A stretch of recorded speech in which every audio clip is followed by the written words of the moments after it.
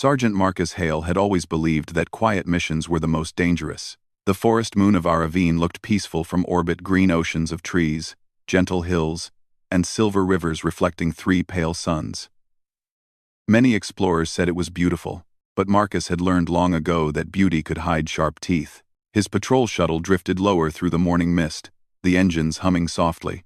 His team of 6 sat strapped into their seats, tired but alert. They had spent the last 2 days mapping possible landing zones for a future research base. Nothing unusual had happened so far, which, in Marcus's mind, was exactly the problem. "Feels too calm," Lieutenant Danner muttered beside him. Marcus nodded. Calm usually ends fast. A moment later, the calm ended. Without warning, a bright blue blast slammed into the side of their shuttle. The interior shook so hard that Marcus's teeth clicked. Sparks flew. The hull screamed as metal bent inward. "Hit from the left, unknown direction," shouted the pilot. Another shot followed, then another, like thunder exploding all around them. The shuttle spun, alarms blaring in every corner. "Brace!" Marcus yelled. They crashed. Branches snapped. The shuttle tore through layers of ancient trees before smashing into the forest floor with a heavy, brutal sound. Marcus felt air punch out of his lungs. For a moment he saw nothing but smoke and drifting dust. He forced himself to breathe. Then he checked the others. Everyone was injured, but alive. "A miracle. We need to move," Marcus said, helping Danner unbuckle. "If someone shot us down, they'll be coming." Outside, strange blue lights flickered through the trees. Small, hovering drones, round, blinking, and armed, drifted toward the wreck like curious insects that had discovered a wounded animal. The team fired back, taking cover behind trees and broken metal. Marcus shot one drone, clean through the center. Sparks flying as it dropped. Another buzzed overhead, firing energy beams that carved burning lines through leaves and bark. "We can't hold this position," Danner shouted. "Retreat point is north, 700 meters. Marcus agreed. "Everyone move. Go." They rushed away from the wreckage, blasting drones whenever they got too close. The forest echoed with shots, crashes, and shouts. The thick green canopy let only thin beams of sunlight reach them, making shadows dance like living things. Marcus stayed at the rear, guarding the others. As he backed away, something caught his eye: movement under a fallen tree near the crash site. Very small movement. At first he thought it was an animal. Aravine had many strange species: furred things, glowing insects, floating seed creatures that drifted like balloons. But this movement seemed human, or close to human. "Marcus!" Danner shouted from ahead. "We're leaving!" Marcus hesitated. He should run. He should follow orders. But something about that movement pulled at him, soft, frightened, desperate. He sprinted back toward the broken tree. The others shouted after him, but he didn't listen. When he reached the fallen trunk, he crouched and lifted one thick branch. His breath caught. A child, not a human child, but an alien child, small, maybe 6 or 7 years old, with smooth silver skin and bright violet eyes full of fear. Illyri features. Marcus recognized them immediately. The Illyri Dominion was known across several sectors: proud, powerful, secretive. Humans rarely saw Illyri in person, and yet here one was a child, alone, trembling, staring at him. The child reached out a tiny hand. Not in attack, not in fear, simply in trust. A drone suddenly fired behind Marcus, blasting the tree trunk. The child flinched and covered its head. Marcus acted without thinking.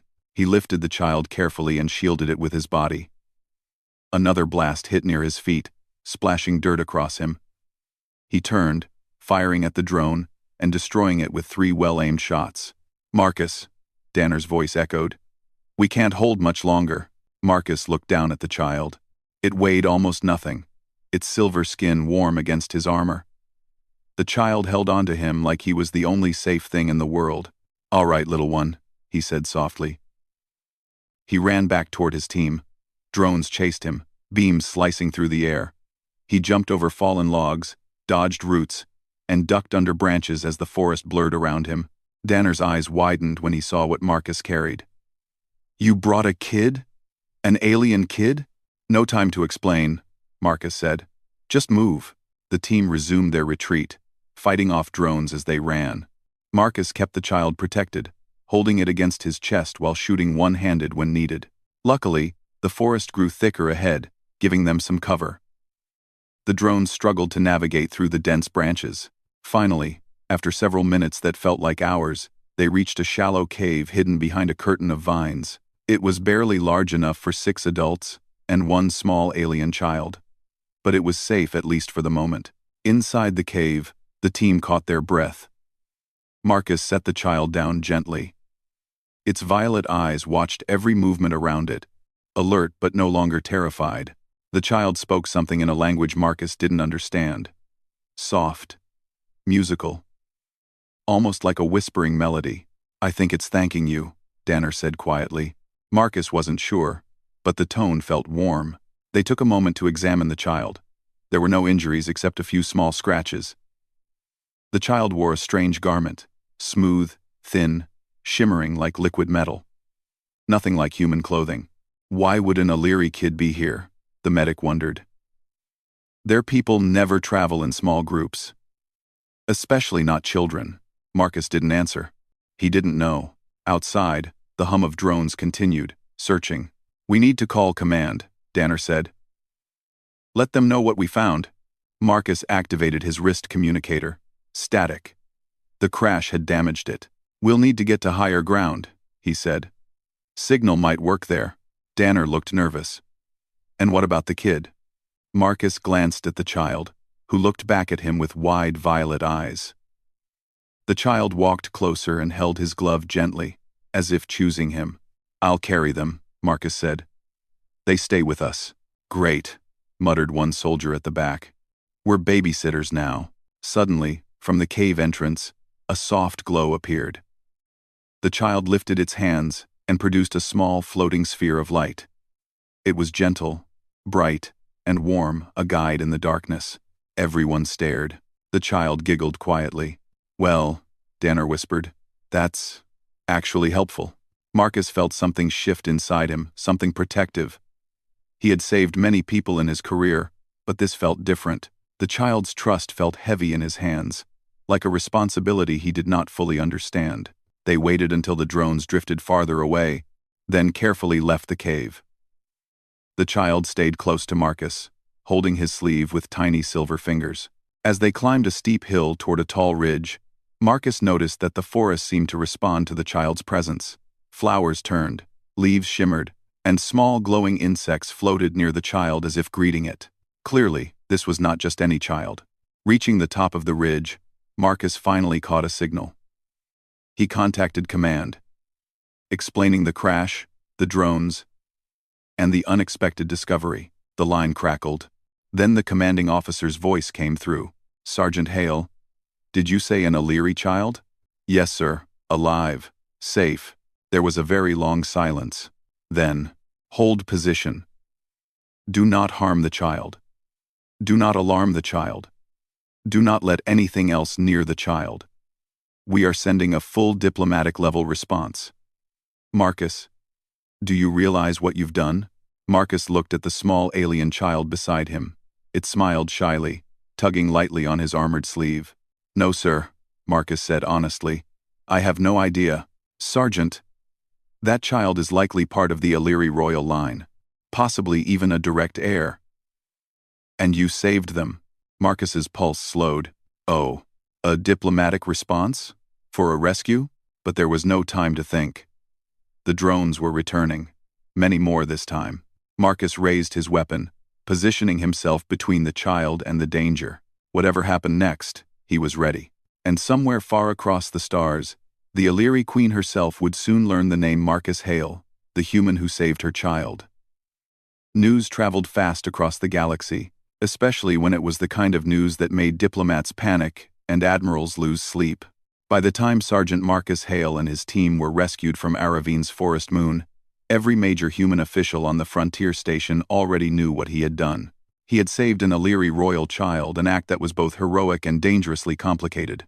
The moment the rescue shuttle landed on the station's hangar deck, Marcus saw just how serious everything had become. Soldiers stood in tense lines. Officers with sharp uniforms waited beside them. High-ranking diplomats whispered urgently into handheld data tablets. Even engineers paused their work to stare at the arriving shuttle like it carried a ticking star bomb. Marcus stepped out with the child in his arms. The silver-skinned little one had fallen asleep during the flight. Its violet eyes closed peacefully. It looked harmless, gentle, almost too small to carry such heavy consequences. A group of commanders rushed forward. One of them, a stern woman with steel-gray hair, greeted him sharply. "Sergeant Hale," she said, "you will hand over the child to the xenobiology team for a safe medical check. After that, you will report to the debriefing chamber." Marcus kept his voice respectful. "With respect, ma'am. The child doesn't like being separated from me. They trust me."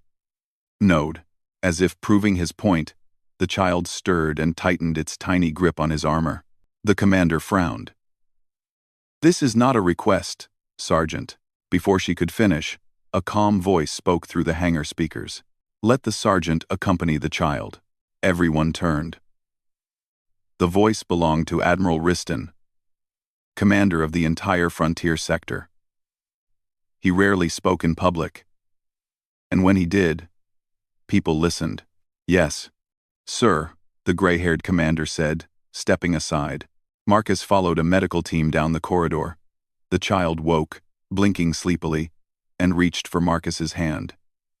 The small gesture softened even the sternest faces around them. Inside the medical bay, the child was examined with scanners, gentle lights, and soft voices. Nothing harmful happened. But the child never let go of Marcus's hand. Every time a doctor approached too quickly, the child hid behind Marcus's leg. "It seems you've become their safe space," one doctor whispered with a small smile. Marcus didn't know how to answer.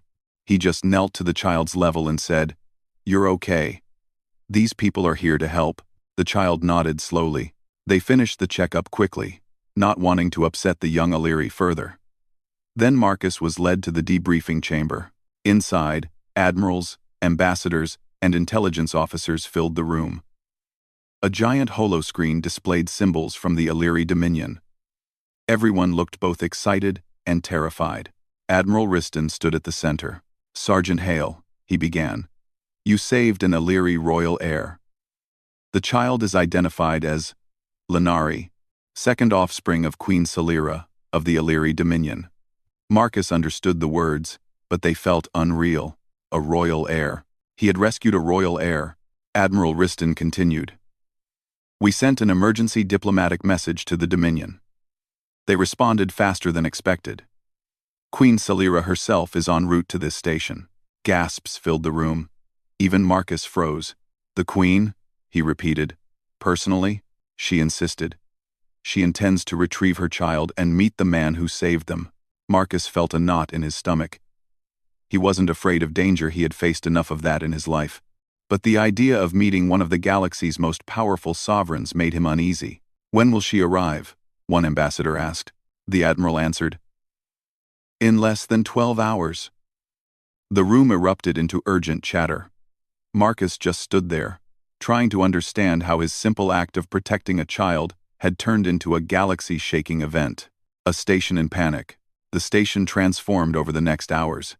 Cleaners scrubbed every corridor twice. Engineers polished metal floors until they shined. Diplomats rehearsed speeches. Guards changed uniforms and practiced ceremonial formations. Even the cooks panicked, trying to guess what an Illyri queen might eat. Marcus watched all of it with quiet disbelief. He had been given temporary quarters near the medical bay, so the child could rest. Lenari refused to stay in a bed without Marcus nearby. So Marcus sat beside them, keeping watch as they slept.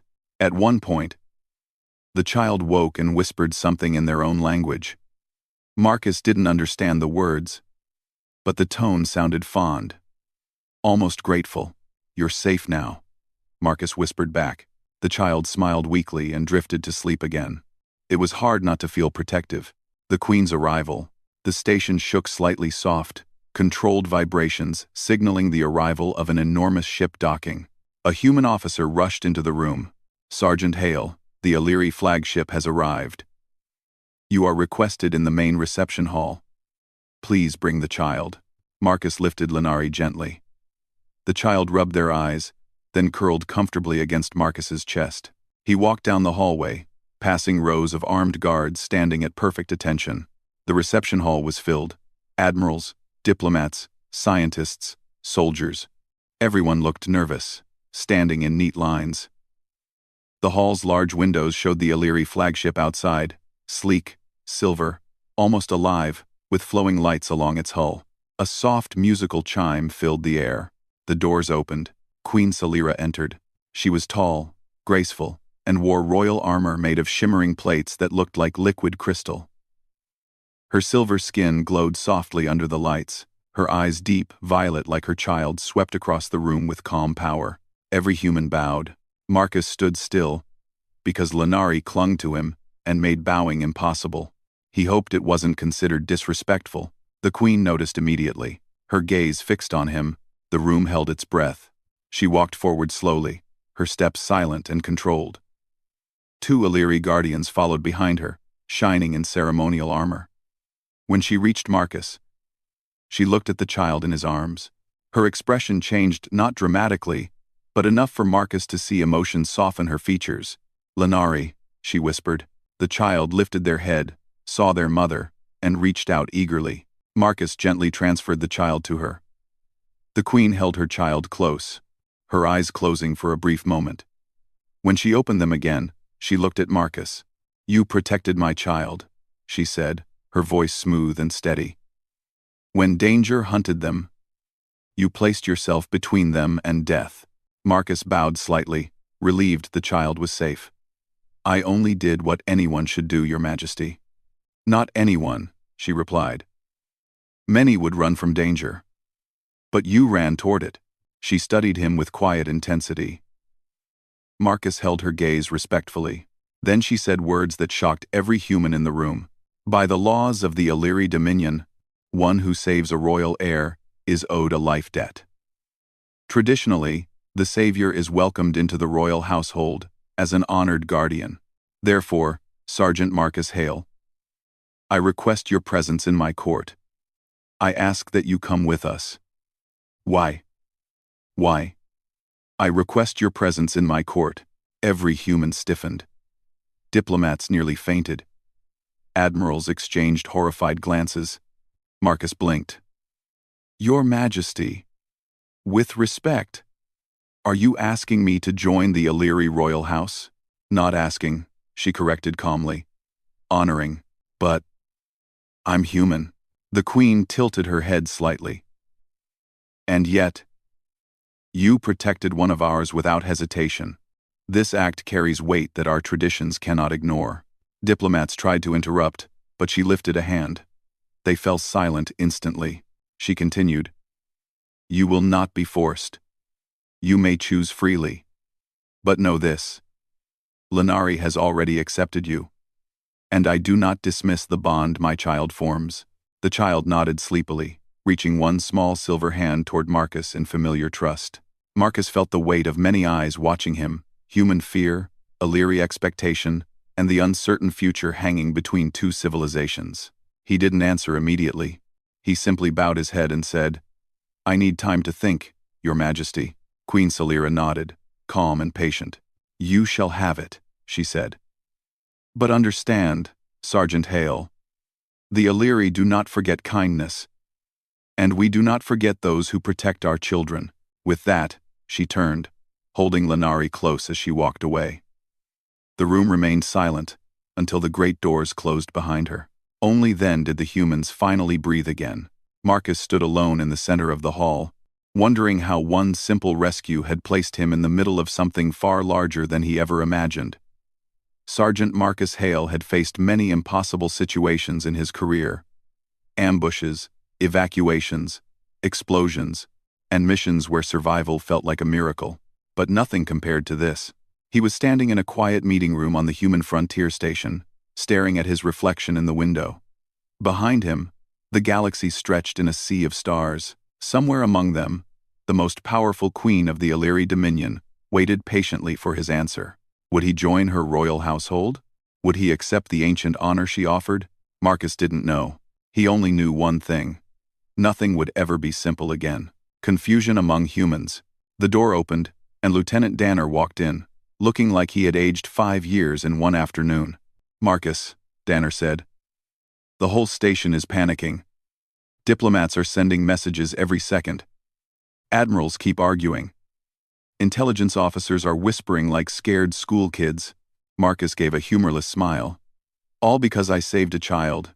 Not just any child," Danner reminded gently. "A royal heir. For the Aeleri, that's everything." Marcus rubbed the back of his neck. He wasn't used to being the center of political storms. He only knew how to fight, protect, and stay alive. Danner sat beside him. "What are you thinking?" "I'm thinking," Marcus said slowly, "that the Aeleri traditions are not like ours. If I join their royal household, it isn't like becoming a servant or anything like that. It's a symbol. A sign of unity." "Yeah," Danner muttered. "That's what scares the human politicians. They think I'll be used as a political tool. They think humans will look weak," Danner corrected. "Or that you'll be forced to give away military secrets. Or that the Queen is trying to claim you." Marcus frowned. "She wasn't trying to claim me. She was being respectful." Danner nodded. "I know. But fear makes people imagine wrong things." Marcus sighed. "And what do you think I should do?" Danner shrugged. "Follow your gut. Just remember you're not choosing for Earth or the Dominion. You're choosing for yourself." Marcus appreciated that honesty. But before they could talk more, the door opened again. This time, a quiet Aeleri figure stepped inside. A visit from the Aeleri ambassador. The newcomer was tall, with soft silver skin and gentle violet eyes, clearly Aeleri, but not intimidating like the Queen. "I am Ambassador Severin," the Aeleri said politely. His voice was calm, almost soothing. "May I speak with Sergeant Hale alone?" Danner glanced at Marcus. Marcus nodded. As Danner left, Severin approached slowly, hands visible and movements peaceful. Aeleri culture valued calmness, Marcus remembered. They disliked sudden gestures. "I come without pressure," Severin said. "The Queen wishes you to understand the truth of our customs." Marcus stayed silent, allowing the ambassador to continue. "This honor she offers, it is not ownership, not control, not a demand. It is a bridge between two hearts, two cultures. It is a promise. Our people will never forget your courage." Marcus studied him. "And if I refuse?" Severin's expression did not change. "Then the Queen will respect your choice. She will still thank you. And there will be no hostility. Refusal is allowed." Marcus nodded slowly. He liked the honesty. "What about Lenari?" Marcus asked softly. "The child? They seem attached." Severin smiled gently. "Aeleri children rarely form bonds with outsiders. If Lenari trusts you, there is a reason. Perhaps they see your spirit. They are young, but not foolish." Marcus swallowed. The child's trust felt like a weight and a warmth at the same time. Before Severin could say more, alarms suddenly blared across the station. A sharp siren echoed through the walls. The lights flashed red. Marcus jumped to his feet. "What's happening?" A voice came through the speakers. "All personnel, prepare for immediate lockdown. Unknown hostiles detected near the diplomatic sector." "Repeat, unknown hostiles detected." Marcus and Severin froze. Severin whispered, "Not again. A new threat appears." Marcus ran into the hallway, heading straight for the diplomatic wing. Soldiers rushed past him. Shutters slid over windows. Energy shields activated across corridor doors. But the alarms continued. As he reached the hall where he had met the Queen earlier, he saw Chaos Guardians shouting orders, humans pushing equipment, and Aeleri warriors forming defensive circles. Marcus grabbed a soldier. "What happened?" The soldier pointed to a screen showing blurry images of dark ships outside the station. "Unidentified raiders," he said. "Not Aeleri. Not human. They tried to force a docking port. The shield stopped them. But we think they're after something inside the station. Marcus's stomach clenched. Lenari. The soldier nodded grimly. That's the guess. Without thinking, Marcus sprinted toward the Queen's temporary chambers, the Queen under attack. When he reached the chamber doors, 2 Illyri guardians were already locked in battle, with strange intruder drones, spider-like machines with glowing red eyes and razor-sharp legs. Marcus didn't hesitate. He grabbed a fallen weapon and charged. He shot one drone through the center. It sparked violently and collapsed. Another leapt toward the Queen's door. But Marcus tackled it, slamming it into the wall before firing directly into its core. More drones crawled along the ceiling like metal insects. The Queen stepped out of her chamber, holding Lenari tightly in her arms. Her royal armor flared with protective energy as she raised a crystal-like weapon of her own. "Sergeant Hale," she said, "stand by me." Marcus took position beside her without question. The Queen fired a quick burst of light, destroying 2 drones instantly. Marcus shot the third one, spiraling across the hall. More doors burst open. Human soldiers joined the fight. Illyri guardians formed protective circles around the Queen and child. Marcus shouted above the noise, "We need to get Lenari to safety." The Queen nodded. Agreed. She handed the child gently to Marcus. The moment Lenari touched his arms, they clung to him tightly, trembling with fear. "It's okay," Marcus whispered. "I've got you." Escape through the station. The Queen and her guardians cleared a path through the hall. Marcus ran behind them, protecting the child with his body. Explosions rocked the station as intruders attempted to break through the outer shields. Lenari whimpered softly, hiding their face against Marcus's chest. "It's all right," he repeated. "I'm here. I won't let anything hurt you." He felt them relax just a little. Suddenly, a large enemy drone dropped from the ceiling, aiming straight for the Queen. Marcus reacted instantly.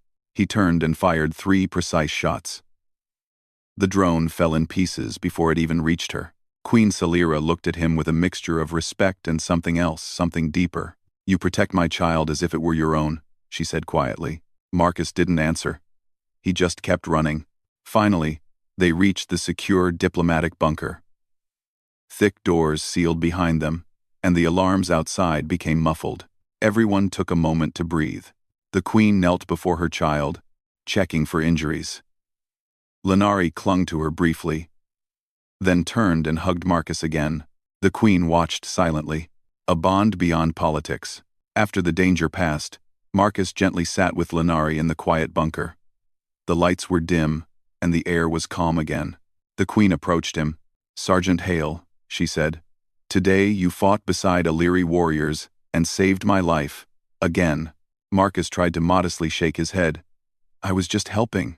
"You protected Lenari not because of duty," she said softly, "but because you care." Marcus didn't deny it. "They trust me. I can't turn my back on that." The Queen looked at him with gentle eyes. "This is why I offered you the honor. Not because of politics, but because my child has chosen you as someone important." Marcus looked down at Lenari, who had fallen asleep against his chest. A warm feeling settled inside him. Maybe this was more than a tradition. Maybe it was destiny, the decision waiting ahead. Admirals would panic. Diplomats would shout. Politics would twist everything into fear. But Marcus knew one thing clearly now. Lenari needed him. And he felt a connection to the child and to their mother that he could not ignore. The Queen stood quietly beside him and said in a soft, honest voice, "When this crisis ends, you will have to choose. But whatever you decide, Marcus Hale, know that you already have a place in my child's heart. And perhaps in mine as well." Marcus didn't know what the future held. But he knew one truth: he would not run from it. The diplomatic bunker slowly grew quiet after the attack. The alarms had stopped, the lights returned to normal brightness, and emergency crews moved carefully through the halls outside. But inside the room, only a soft calm remained. Marcus Hale sat on a bench with Lenari sleeping in his arms, silver skin warm and peaceful. The child's small breaths rose and fell against his chest. The Queen stood nearby, watching both of them with steady, thoughtful eyes. The chaos of the last hour felt unreal, like a dream made of fire and metal. But the truth remained. Marcus had protected the royal child again. He had stood beside the queen in battle, and the bond between him and Lenari had only grown stronger. Human officials rushed into the bunker soon after, admirals, diplomats, commanders, all talking at once. They wanted explanations. They wanted plans. They wanted control, but the queen silenced them with one calm gesture of her hand. "We shall speak," she said, "but first, the child must rest." And no one dared argue. Human fear versus Illyri respect. Hours later, Marcus was summoned to the main conference chamber. The queen was already there, seated with elegant posture. On the other side of the table sat the human leadership, Admiral Riston, several diplomats, and a couple of stern generals. All eyes turned toward Marcus as he entered. Admiral Riston cleared his throat. "Sergeant Hale, we're discussing what happens next." Marcus knew this meeting was coming. A diplomat spoke sharply. "The Queen wishes to take you to her royal court. This is complicated for us." "It is an honor in our culture," the Queen said calmly. "He saved my heir. Twice." Another diplomat leaned forward. "Your Majesty. With respect, humans fear losing one of our best soldiers to another empire. It sends the wrong message." Queen Celera looked unimpressed. "He is not an object to lose. He is an adult. He makes his own choices." Quote, Marcus appreciated her honesty.